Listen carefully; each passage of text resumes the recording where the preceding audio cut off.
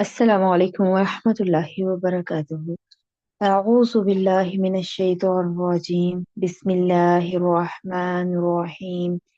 رب اشرح لی صدری ویسر لی امری واحلل عقدۃ من لسانی یفقهوا قولی، رب یسر ولا تعسر وتمم بالخیر، آمین یا رب العالمین۔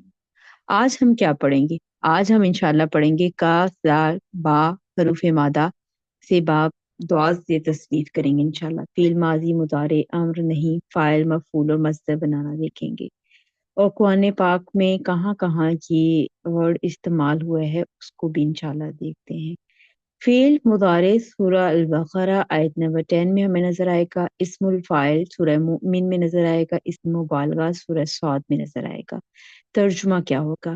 جانتے بوجھتے کسی کو غلط اطلاع دینا یعنی جھوٹ بولنا، یعنی کہ جھوٹ جان بوجھ کر بولنا جھوٹ، وہ کاف زال با حروف مادہ باب دعات سے اس کا مطلب آتا ہے۔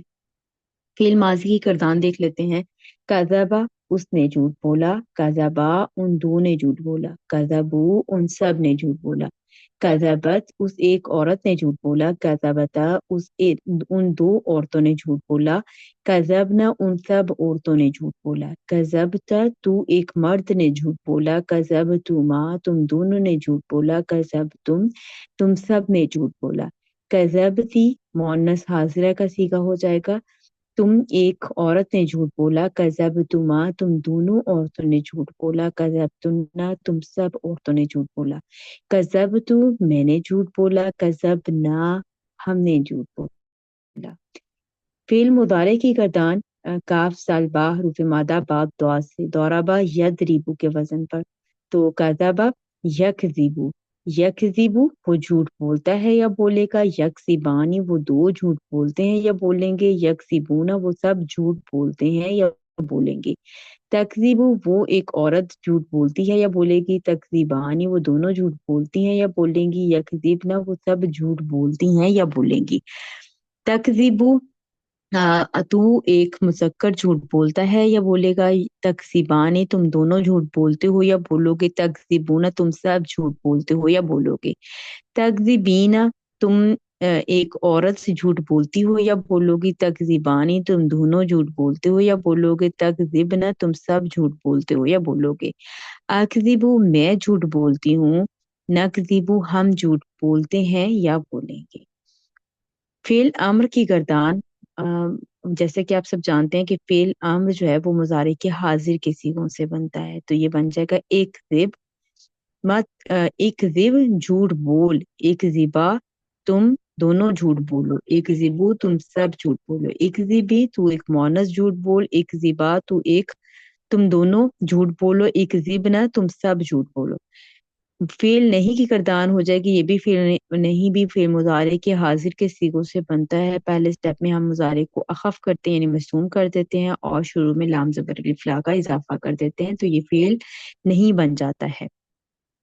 لا تکذب مت جھوٹ بول، لا تکذیبا تم دونوں مت جھوٹ بولو، لا تکذیبو تم سب مت جھوٹ بولو، لا تکذیبی مؤنث کے لیے تم مت جھوٹ بولو، لا تکذیبا تم دونوں عورتیں مت جھوٹ بولو، لا تکذیبنا تم سب مت جھوٹ بولو۔ اسم الفاعل واحد اگر ہوگا تو مرفوع فارم میں ہوگا کاذبن، مرفوع فارم میں کاذبن، اور منصوب فارم میں کاذبن، اور مجرور فارم میں کاذبین۔ مرفوع فارم کا مثنیٰ ہوگا کاذبانی اور جمع ہوگا کاذبون۔ اسی طرح سے منصوب اور مجرور دونوں کی مثنیٰ سیم ہوگی کاذبینی کاذبینی، اور جمع بھی دونوں کی سیم ہوگی کاذبینا کاذبینا۔ یا لین آئے تو مثنیٰ اور یا مد ہو رہی ہو تو وہ جمع کا صیغہ ہوتا ہے۔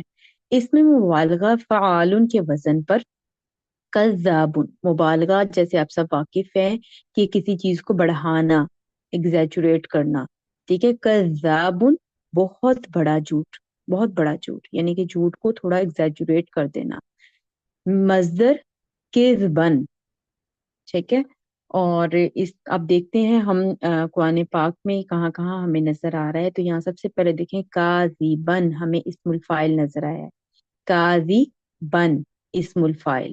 تو جب بھی کوئی اسم نظر آتا ہے تو اس کی چار چیزیں ہم قرآن پاک میں دیکھتے ہیں. اس کی اعرابی حالت کیا ہے. یہاں پر یہ منصوب نظر آ رہا ہے اور یہ مذکر ہے، یہ واحد ہے اور یہ نکرہ. نکرہ کا کیسے پتہ چلا کہ یہاں پر تنوین ہے؟ واحد کا کیسے پتہ چلا؟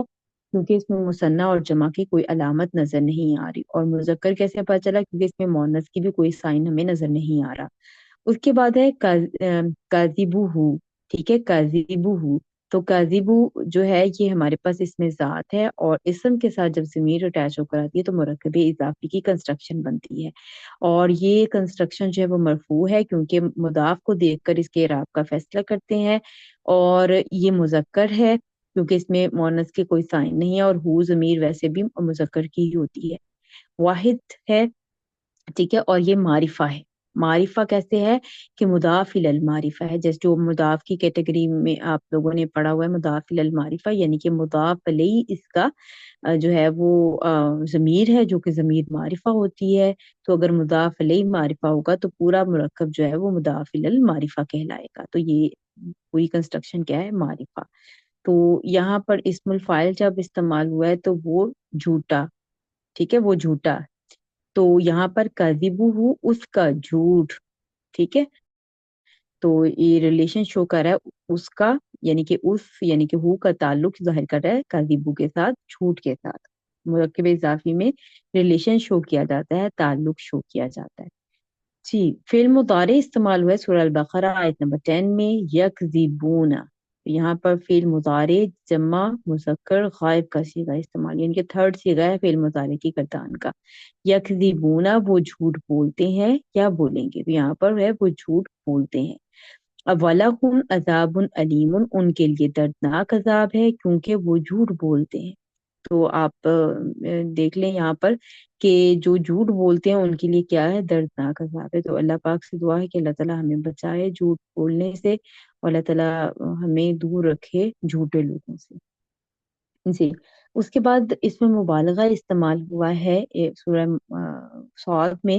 تو وہاں پر دیکھیں کذابن. کذابن. تو یہاں پر اس میں مبالغہ کا وزن جیسے میں نے پہلے ذکر کیا فعالن کے وزن پر ہے. تو یہ کذابن یعنی کہ بہت بڑا جھوٹ، مطلب جھوٹ کو ایگزیجوریٹ کرنا، بڑھانا. تو یہاں پر کیا بات ہو رہی ہے کہ انہوں نے تعجب کیا کہ ان کے پاس آیا ایک ڈرانے والا انہی میں سے. وقال الکافرون اور کہا کافروں نے ھذا ساحر کذاب کہ یہ جادوگر جھوٹا ہے. یعنی کہ جھوٹا صرف جھوٹا نہیں، بڑا جھوٹا ہے، بہت بڑا جھوٹا ہے. یعنی کہ اسم المبالغہ کے وزن سے آپ اس کا ترجمہ بہت بڑا جھوٹا اس طرح سے کریں گے. ٹھیک ہے، تو امید کرتی ہوں کہ آپ کو یہ پوائنٹ سمجھ آ گئے ہوں گے انشاءاللہ تعالیٰ.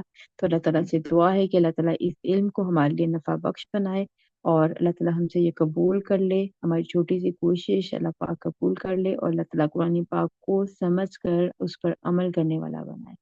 سبحانک اللہم و بحمدک اشہد ان لا الہ الا انت استغفرک و اتوب الیک. السلام علیکم ورحمۃ اللہ وبرکاتہ.